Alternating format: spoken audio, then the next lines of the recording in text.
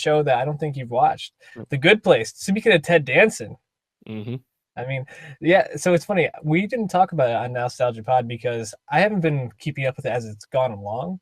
So like I've caught up weeks or even months later. I didn't watch it when it originally came out. Actually, friend of the pod, Sean McKenna, turned me on to it, and I was like, yeah, maybe I'll check this out with my girlfriend.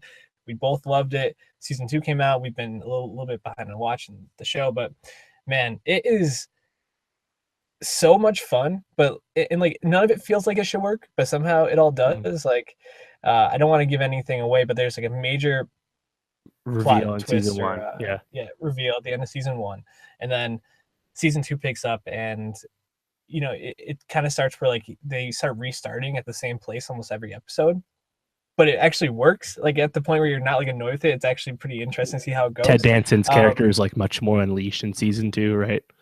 Yeah, well, so the premise of The Good Place, at least from the beginning, is that they go to heaven, and they're basically these people in heaven, and they're figuring out like, one person isn't actually supposed to be there, and they're trying to like figure that out.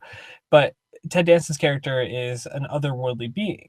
So like he's not supposed to really have emotions. He's not supposed to think about things in an emotional way. He's supposed to be very logical and just like doing his job. But in the second season, with the way things change, he gets to have that emotional side and have these moments that you wouldn't expect a character like him to have. They have a all-knowing robot that like can bring anything to them that they want. Sounds like heaven. Yeah, well, it's played by Darcy Carden, and I shouted her out on my Twitter because she is fucking amazing in the second season.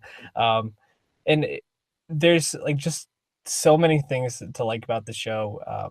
It's fun, it's lighthearted, but it's also meaningful. And I don't know, like I said, that's kind of what I've looked for in my shows this year, things that make me think, but also make me enjoy watching. And this show hits all those notches.